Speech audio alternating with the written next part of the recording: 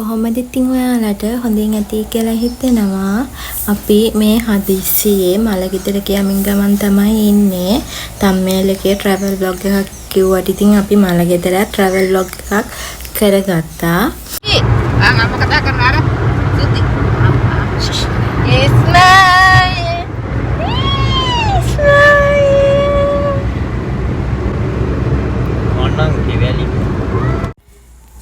ඉතින් අපි සූටික් එකේ කෝලම් බල අපි මේ දුර ගමනක් තමයි යන්නේ. එයත් ෆස්ට් ටයිම් තමයි මෙච්චර දුර ගමනක් යන්නේ.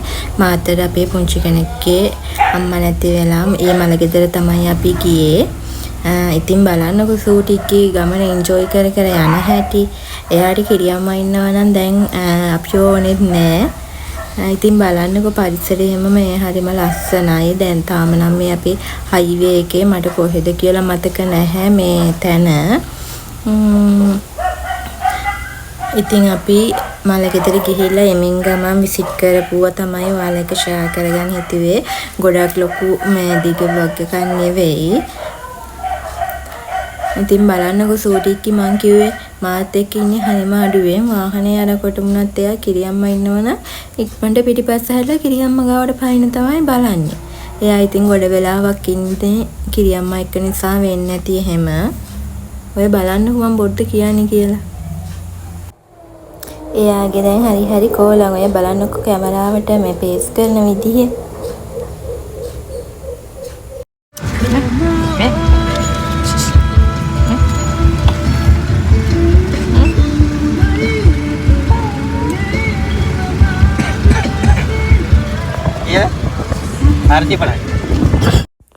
ඉතින් අපි දැන් වීර කැටිය පහු කරලා මැද මුලන හන්දියේ තමයි මං හිතන්නේ ඉන්නේ.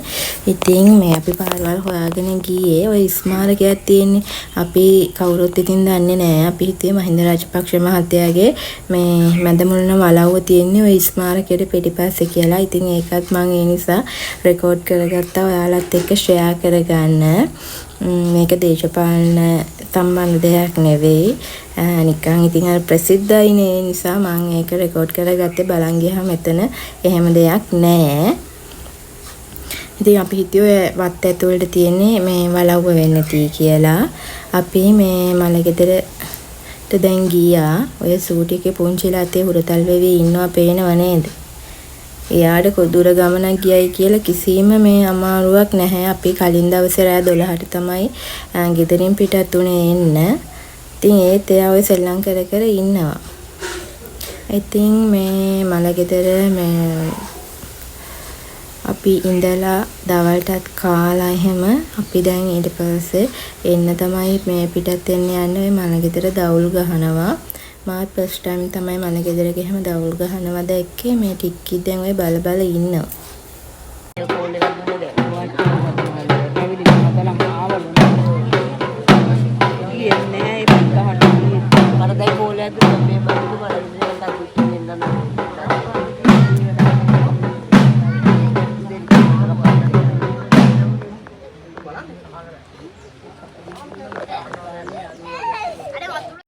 ඉතින් අපිට මේ යන්න රෑ වෙනවා. අපි නම් ගාල්ලට යන්නේ නංගිලා යන්න එපැයි මේ ගොඩක් දුර. ඒ නිසා අපි ඉක්මනින් මලගෙදරින් ආවා. ඒ ඇවිල්ලා නැත්තර මග තමයි මේ මැද මුලන වලව්ව කියන එක තිබ්බේ. YouTube එකේ තියෙන මැද මුලන වලව්ව නම් අපිට හොයාගන්න බැරුව ගියා.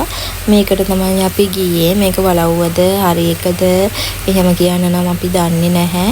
ඒ වුණාට මේ වලව්වක් නම් නෙවෙයි තිබ්බේ අර නවීන විදියට හදපු ගයක්. ඉතින් සමහරට මේකද දන්නේ මලව කියන්නේ ඇතුළට යන්න පුළුවන්ද දන්නේ නැහැ. අපි ඇතුළට නම් ගියේ නැහැ.